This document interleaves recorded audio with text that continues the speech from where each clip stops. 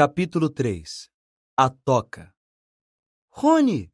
Murmurou Harry, deslizando furtivamente até a janela e abrindo-a de modo que pudessem conversar através das grades. Rony, como foi que você... Que é? O queixo de Harry caiu quando o impacto do que via o atingiu por inteiro. Rony estava debruçado na janela traseira de um velho carro turquesa, estacionado no ar. Do banco dianteiro sorriam para Harry, Fred e George, os irmãos gêmeos de Rony, mais velhos que ele. Tudo bem, Harry? Perguntou George. O que é que está acontecendo? Perguntou Rony. Por que você não tem respondido às minhas cartas? Convidei-o a vir nos visitar umas 12 vezes e então o papai chegou em casa e disse que você tinha recebido uma advertência oficial por usar magia na frente de trouxas. Não fui eu. E como é que ele soube? Ele trabalha no ministério. Você sabe que não temos permissão para usar magia fora da escola. Olha quem fala, respondeu Harry, olhando para o carro que flutuava. Ah, isso não conta, respondeu Rony. É só emprestado. É do papai, não fomos nós que o enfeitiçamos. Mas fazer mágica na frente desses trouxas com quem você mora? Eu já disse que não fiz, mas vai levar muito tempo para explicar agora. Olha, será que você pode avisar em Hogwarts que os Dursley me trancaram e não vão me deixar voltar? E é claro, não posso sair usando mágica, porque o ministério vai achar que é a segunda mágica que faço em 3 dias. E aí... Pare de falar coisas sem sentido, disse Rony. Viemos levá-lo para casa conosco. Mas vocês também não podem me tirar usando mágica. Não precisamos, disse Rony, indicando com a cabeça o banco dianteiro do carro e sorrindo. Você esqueceu quem foi que eu trouxe comigo. Amarre isso nas grades, mandou Fred, atirando a ponta de uma corda para Harry. Se os Dursley acordarem, estou morto, comentou Harry enquanto amarrava a corda bem firme em volta da grade e Fred acelerava o carro. Não se preocupe, falou Fred, e dê distância. Harry recuou para as sombras próximas a Edviges, que parecia ter percebido como aquilo era importante e ficou parada e silenciosa. O carro roncou cada vez mais alto e, de repente, com um ruído de trituração, as grades foram totalmente arrancadas da janela, enquanto Fred continuava a subir no ar. Harry correu à janela e viu as grades balançando a pouco mais de 1 metro do chão. Rony, ofegante, guindou-as para dentro do carro. Harry escutava ansioso, mas não vinha o menor ruído do quarto dos Dursley. Depois que as grades foram guardadas no banco traseiro do carro, ao lado de Rony, Fred deu marcha ré até chegar o mais próximo possível da janela de Harry. Entre, convidou Rony. Mas todo o meu material de Hogwarts, minha varinha, minha vassoura. Onde está? Trancado no armário embaixo da escada, e não posso sair deste quarto. Não tem problema, disse George do banco dianteiro do carro. Saia da frente, Harry. Fred e George entraram no quarto de Harry pela janela, feito gatos. A pessoa tinha que tirar o chapéu para eles, pensava Harry, quando George puxou um grampo do bolso e começou a arrombar a fechadura. Tem muito bruxo que acha que é uma perda de tempo conhecer macetes de trouxas como esse, disse Fred. Mas nós achamos que vale a pena aprender essas habilidades, mesmo que sejam um pouco demoradas. A porta fez um clique e se abriu. Então, vamos apoiar o seu malão e você pega o que precisar do seu quarto e passa para o Rony, murmurou George. Cuidado com o último degrau, ele range, murmurou Harry para os gêmeos que desapareceram no corredor escuro. Harry correu pelo quarto, reunindo seus pertences e passando-os a Rony pela janela. Então foi ajudar Fred e George a carregar o malão para cima. Harry ouviu o tio Walter tossir. Finalmente, ofegantes, eles chegaram ao alto da escada e carregaram o malão pelo quarto de Harry até a janela aberta. Fred pulou a janela de volta ao carro para puxar o malão com Rony, enquanto Harry e George o empurravam pelo lado de dentro. Pouco a pouco, o malão deslizou pela janela. Tio Walter tossiu outra vez. Mais um pouquinho, arfou Fred, que estava puxando o malão para dentro do carro. Mais um bom empurrão. Harry e George jogaram os ombros contra o malão e ele deslizou da janela para o assento traseiro do carro. Muito bem, vamos, cochichou George. Mas quando Harry subia no parapeito da janela, ouviu um guincho alto atrás dele, seguido imediatamente pela voz trovejante do tio Walter. Essa coruja desgraçada! Eu esqueci a Edviges. Harry precipitou-se de volta ao quarto na hora em que a luz do corredor se acendeu. Agarrou a gaiola, correu à janela e passou-a a Rony. e estava subindo de volta na cômoda quando o tio Walter socou a porta destrancada e ela se escancarou. Por uma fração de segundo, o tio Walter parou emoldurado pelo portal. Em seguida deixou escapar um urro como o de um touro enfurecido e atirou-se contra Harry, prendendo-o pelo tornozelo. Rony, Fred e George agarraram os braços de Harry e o puxaram com toda a força que tinham. Petúnia! Berrou o tio Walter. Ele está fugindo! Ele está fugindo! Mas os Weasley deram um puxão gigantesco e a perna de Harry se soltou da garra do tio Walter. E Harry já estava no carro e batia à porta. Pé na tábua, Fred! Gritou Rony e o carro disparou de repente em direção à lua. Harry não conseguia acreditar. Estava livre. Baixou a janela, o ar da noite chicoteou seus cabelos e ele virou a cabeça para contemplar os telhados da Rua dos Alfeneiros que desapareciam ao longe. Tio Walter, tia Petúnia e Duda estavam todos debruçados, estupefatos na janela de Harry. Vejo vocês no próximo verão! Gritou Harry. Os Weasley soltaram gargalhadas e Harry se acomodou no banco, sorrindo de orelha a orelha. Solte a Edviges, pediu ele a Rony. Ela pode voar atrás do carro. Há séculos que não tem uma chance de esticar as asas. George passou o grampo a Rony e, um momento depois, Edviges voou feliz pela janela e ficou deslizando ao lado do carro como um fantasma. Então, qual é a história, Harry? Perguntou Rony, impaciente. O que aconteceu? Harry contou tudo sobre Dobby, o aviso que dera a Harry e o desastre com o pudim de violetas. Fez-se um silêncio longo e assombroso quando ele terminou. Muito esquisito, disse Fred finalmente. Decididamente suspeito, concordou George. E ele nem quis lhe dizer quem estaria tramando tudo isso? Acho que ele não podia, respondeu Harry. Eu lhe contei, todas as vezes que ele estava quase deixando escapar alguma coisa, começava a bater a cabeça na parede. Harry viu Fred e George se entreolharem. O quê, vocês acham que ele estava mentindo para mim? Perguntou Harry. Bom, respondeu Fred, vamos colocar a coisa assim. Elfos domésticos têm poderes mágicos próprios, mas em geral não podem usá-los sem a permissão dos donos. Calculo que o velho Dobby foi mandado para impedir que você voltasse a Hogwarts. Deve ser a ideia que alguém faz de uma brincadeira. Você pode imaginar alguém na escola que tenha a raiva de você? Claro, disseram Harry e Rony na mesma hora. Draco Malfoy, explicou Harry. Ele me odeia. Draco Malfoy? Perguntou George, virando-se. O filho de Lúcio Malfoy? Deve ser, não é um nome muito comum, é? Disse Harry. Por quê? Já ouvi papai falar nele. Era um grande seguidor de você sabe quem. E quando você sabe quem desapareceu, acrescentou Fred, esticando-se para olhar para Harry. Lúcio Malfoy voltou dizendo que nunca tivera intenção de fazer nada. Um monte de bosta. Papai acha que ele fazia parte do círculo íntimo de você sabe quem. Harry já ouvira esses comentários sobre a família Malfoy antes e não se surpreendeu nem um pouco. Draco Malfoy fazia Duda Dursley parecer um menino bom, atencioso e sensível. Não sei se os Malfoy têm um elfo doméstico, disse Harry. Bom, seja quem for, os donos dele devem ser uma família de bruxos antiga e rica, disse Fred. Mamãe sempre desejou que a gente tivesse um elfo doméstico para passar a roupa, comentou George. Mas só o que temos é um vampiro velho e incompetente no sótão e gnomos por todo o jardim. Elfos domésticos combinam com grandes casas senhoriais, castelos e lugares do gênero. Você não toparia com um na nossa casa. Harry estava calado. A julgar pelo fato de que Draco Malfoy em geral tinha do bom e do melhor, a família devia rolar em dinheiro bruxo. Ele podia até imaginar Malfoy se pavoneando por uma grande casa senhorial. Mandar o criado da família impedir Harry de voltar a Hogwarts também parecia bem o tipo de coisa que Malfoy faria. Ele teria sido tão burro a ponto de levar Dobby a sério. Em todo caso, fico contente que a gente tenha vindo buscá-lo. Eu estava ficando realmente preocupado quando você não respondeu minhas cartas. Primeiro pensei que tinha sido culpa de Arrow. Quem é Arrow? Nossa coruja. Ele é velhíssimo. Não seria a primeira vez que desmaiaria ao fazer uma entrega. Então tentei pedir o Hermes emprestado. Quem? A coruja que mamãe e papai compraram para Percy quando ele foi nomeado monitor, explicou Fred do banco da frente. Mas Percy não quis me emprestar. Disse que precisava dele. Percy anda se comportando de forma muito estranha este verão, disse George, franzindo a testa. E tem despachado um bocado de cartas e passado um tempão trancado no quarto.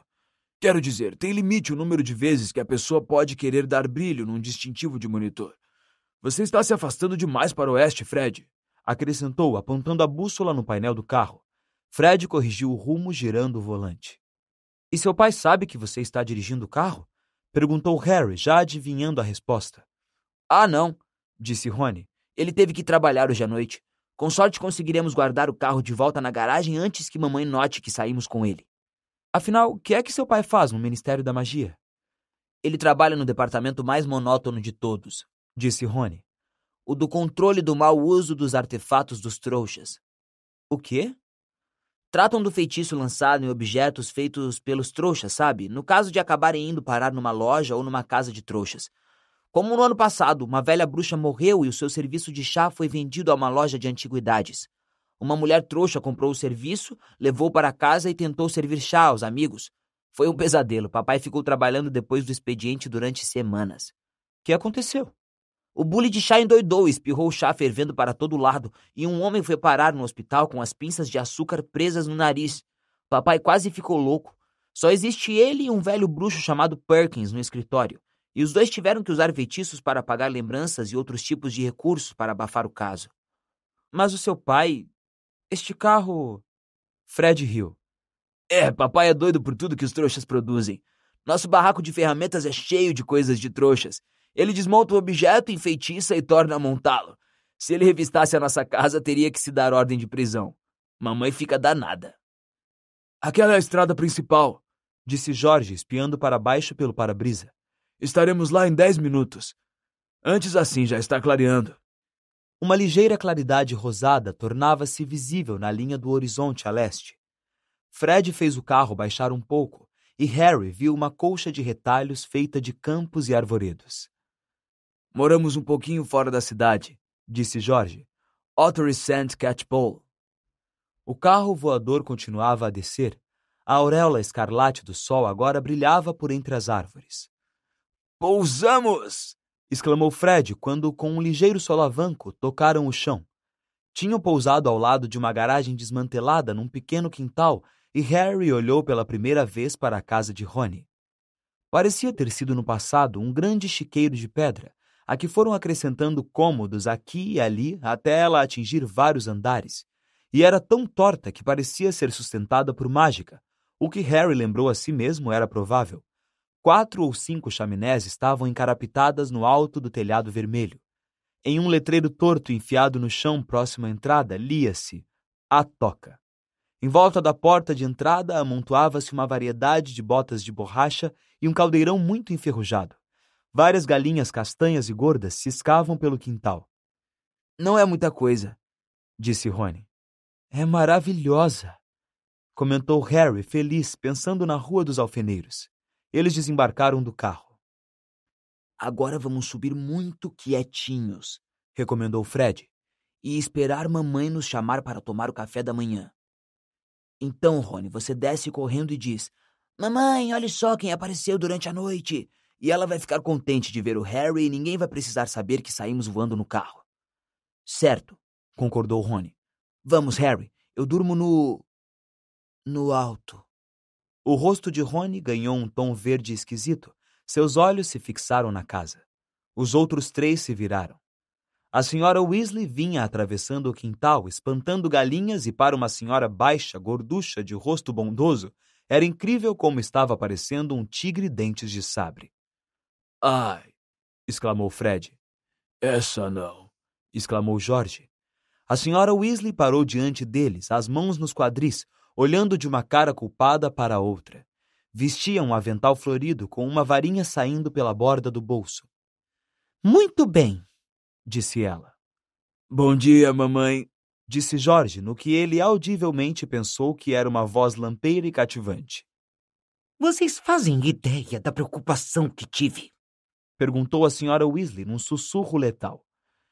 Desculpe, mamãe, mas sabe, tínhamos que...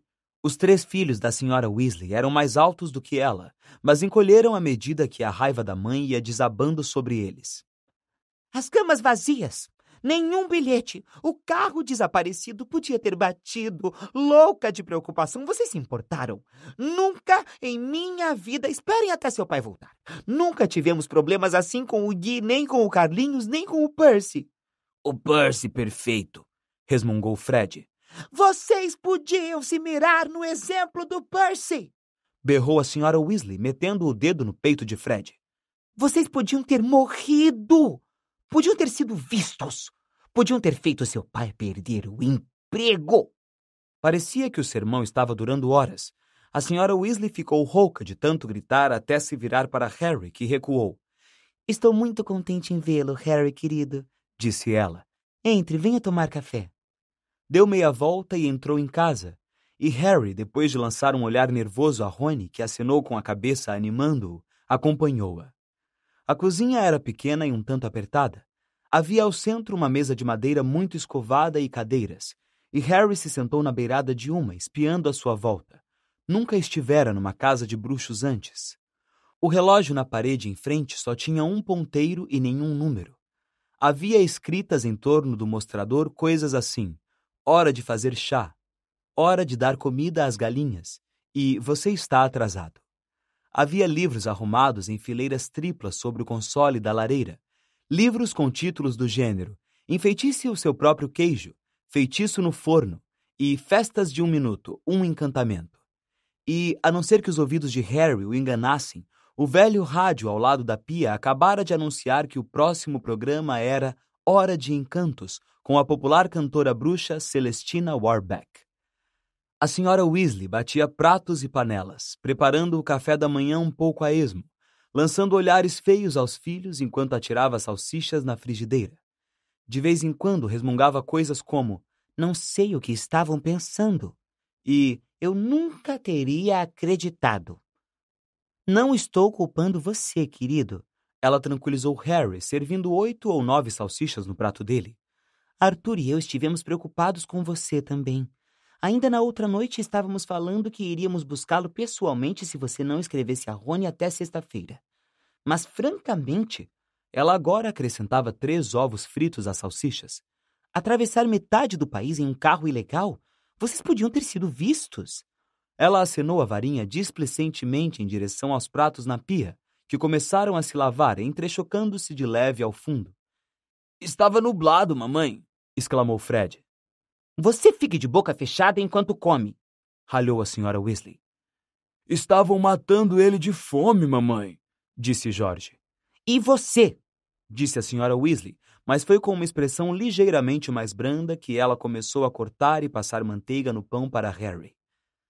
Naquele momento surgiu uma distração sob a forma de uma figura pequena, de cabelos vermelhos, que vestia uma longa camisola e apareceu na cozinha, deu um gritinho e saiu correndo outra vez. "Gina", disse Rony baixinho para Harry. "Minha irmã andou falando em você o verão inteiro." "Ela vai querer o seu autógrafo, Harry", disse Fred com um sorriso, mas viu que a mãe o olhava e baixou o rosto para o prato, calando-se. Nada mais foi dito até os 4 pratos ficarem limpos, o que levou um tempo surpreendentemente breve. "Putz, estou cansado", bocejou Fred, pousando finalmente a faca e o garfo. "Acho que vou me deitar e..." "Não vai não", retrucou a senhora Weasley. "A culpa foi sua se ficou a noite toda acordado. Você vai desgnomizar o jardim para mim. Eles estão ficando completamente rebeldes outra vez." "Ah, mamãe..." "E vocês dois", disse ela, olhando feio para Rony e Fred. "Você pode ir se deitar, querido", acrescentou, dirigindo-se a Harry. "Você não pediu a eles para voarem naquele carro infernal." Mas Harry, que se sentia completamente acordado, disse depressa: "Vou ajudar o Rony. Nunca vi fazer uma desgnomização." "É muito gentil de sua parte, querido, mas é trabalho monótono", disse a senhora Weasley. "Agora vamos ver o que Lockhart tem a dizer sobre o assunto." Ela puxou um livro pesado de cima do console. George gemeu. "Mamãe, nós sabemos como desgnomizar um jardim." Harry espiou a capa do livro da senhora Weasley. Escritas na capa, em arabescos dourados, havia as palavras Guia de Pragas Domésticas, de Gilderoy Lockhart. Havia na capa uma grande foto de um bruxo bonitão de cabelos louros ondulados e olhos azuis muito vivos. Como sempre no mundo dos bruxos, a foto se mexia. O bruxo, que Harry supunha que fosse o tal Gilderoy Lockhart, não parava de piscar, muito animado para todos. Ai, ele é um assombro, disse a mãe. Conhece bem as pragas domésticas. É um livro maravilhoso.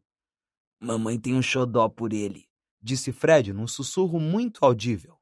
Não seja ridículo, Fred, retorquiu a senhora Weasley, o rosto muito corado. Está bem. Se vocês acham que sabem mais do que Lockhart, podem ir fazer o trabalho. Mas tenho pena de vocês se tiver sobrado um único gnomo naquele jardim quando eu sair para inspecioná-lo. Aos bocejos e resmungos, os Weasley saíram se arrastando, com Harry em sua cola.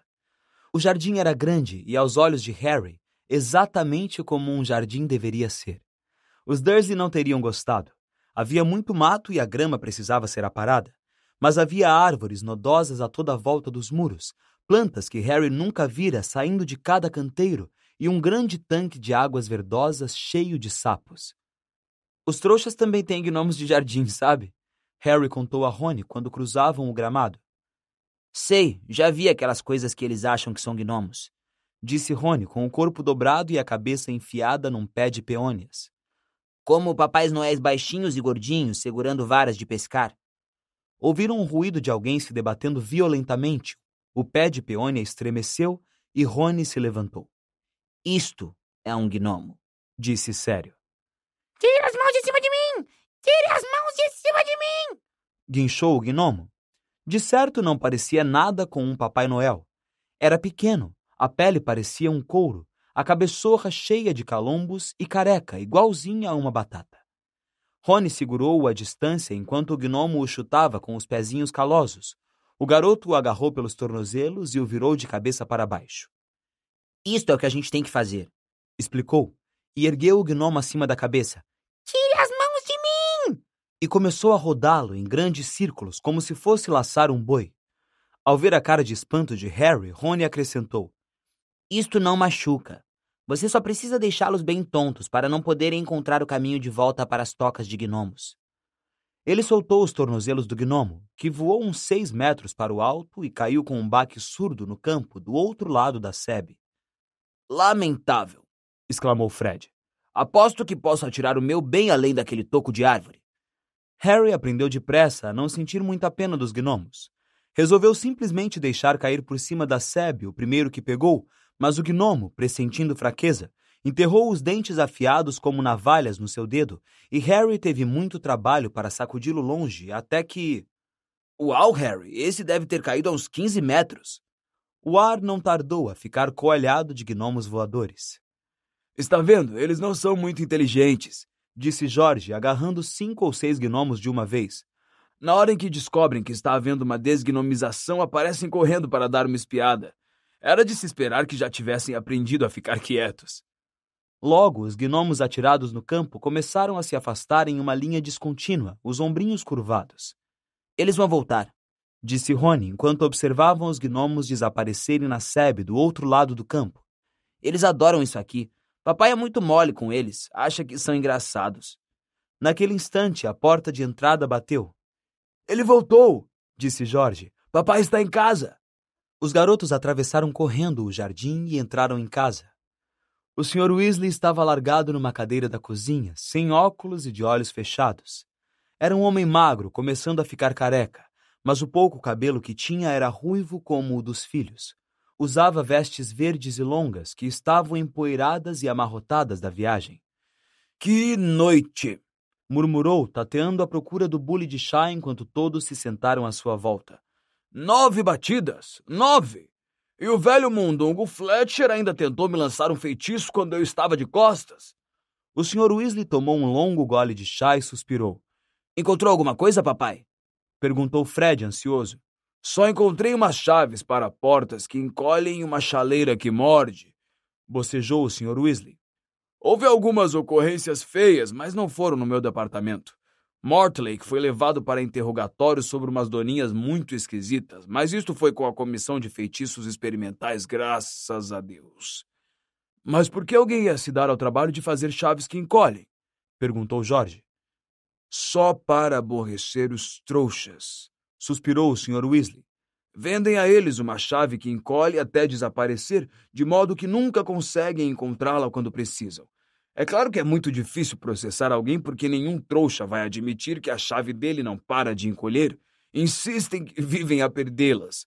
Deus os abençoe, eles vão a extremos para fingir que magia não existe, mesmo que esteja no nariz deles. Mas as coisas que o nosso pessoal anda enfeitiçando, vocês não iriam acreditar. Como carros, por exemplo? A senhora Weasley aparecera, empunhando um longo atiçador como uma espada. Os olhos do Sr. Weasley se arregalaram. Ele olhou com cara de culpa para a mulher. Carros, Molly, querida? É, Arthur, carros, disse a senhora Weasley, os olhos faiscando. Imagine só um bruxo comprar um carro velho e enferrujado e dizer à mulher que só quer desmontá-lo para ver como funciona, quando na realidade o enfeitiçou para fazê-lo voar. O Sr. Weasley piscou os olhos. Bom, querida, acho que você vai descobrir que ele estava agindo dentro da lei quando fez isso. Mesmo que tivesse agido melhor se tivesse contado a verdade à mulher, há um furo na lei, você vai descobrir. Desde que ele não tivesse intenção de voar no carro, o fato de que o carro poderia voar, não... Arthur Weasley, você providenciou para que houvesse um furo nessa lei quando a escreveu, gritou a senhora Weasley. Só para você poder continuar a se distrair com aquela lixaria dos trouxas no seu barraco. E para sua informação, Harry chegou hoje de manhã naquele carro que você não tinha a intenção de fazer voar. Harry? Exclamou o Sr. Weasley sem entender. Que Harry? Ele olhou à volta, viu Harry e deu um salto. Deus do céu, é Harry Potter! Muito prazer em conhecê-lo. Rony tem falado tanto em... Os seus filhos foram naquele carro até a casa de Harry e voltaram de lá ontem à noite, gritou a senhora Weasley. O que é que você me diz disso, hein? Vocês fizeram mesmo isso? Perguntou o Sr. Weasley, ansioso. E o carro voou bem? Eu quero dizer, gaguejou enquanto voavam faíscas dos olhos da senhora Weasley, que isso foi muito errado, meninos, muito errado mesmo. Vamos deixar eles discutirem. Rony sussurrou para Harry quando a senhora Weasley inchou como um sapo-boi. Vamos, vou lhe mostrar o meu quarto. Os dois saíram discretamente da cozinha e seguiram por um corredor estreito até uma escada irregular, que subia em zigue-zague pela casa. No terceiro patamar, havia uma porta entreaberta. Harry vislumbrou 2 grandes olhos castanhos e vivos que o espiavam antes da porta fechar com um clique. Gina, explicou Rony, você não sabe como é estranho ela estar tão tímida. Normalmente ela nunca para de falar. Eles subiram mais 2 lances e chegaram a uma porta com a tinta descascada e uma pequena placa onde se lia Quarto do Ronald. Harry entrou, a cabeça quase tocando no teto inclinado, e piscou os olhos. Era como entrar num forno. Quase tudo no quarto de Rony era de um tom violentamente laranja. A colcha da cama, as paredes e até o teto. Então Harry percebeu que Rony tinha coberto praticamente cada centímetro do papel de parede gasto com pôsteres dos mesmos 7 bruxos e bruxas, todos usando vestes laranja vivo, segurando vassouras e acenando com animação. O seu time de quadribol? Perguntou Harry. O Chudley Cannons, disse Rony, apontando para a colcha laranja, que exibia um brasão com 2 enormes Cs pretos e uma bala de canhão em movimento. 9º lugar na divisão. Os livros escolares de feitiçaria que pertenciam a Rony estavam empilhados de qualquer jeito num canto, junto com um monte de histórias em quadrinhos que pareciam conter a mesma tira, As Aventuras de Martin Miggs, o Trouxa Pirado. A varinha de condão de Rony estava em cima de um aquário cheio de ovas de rã, no peitoril da janela, ao lado do seu rato cinzento e gordo, o Perebas, que tirava um cochilo numa nesga de sol. Harry pulou por cima de um baralho de cartas autoembaralhantes que estava no chão e espiou pela janelinha. No campo lá embaixo, ele viu uma turma de gnomos que voltavam sorrateiros um a um pela cerca dos Weasley. Depois virou-se para olhar Rony, que o observava quase nervoso, como se esperasse ouvir sua opinião. É meio pequeno, disse Rony depressa. Nada como aquele quarto que você tinha na casa dos trouxas. E estou bem debaixo do vampiro no sótão, sempre batendo nos canos e gemendo. Mas Harry, com um grande sorriso, disse: Esta é a melhor casa que já visitei. As orelhas de Rony ficaram vermelhas.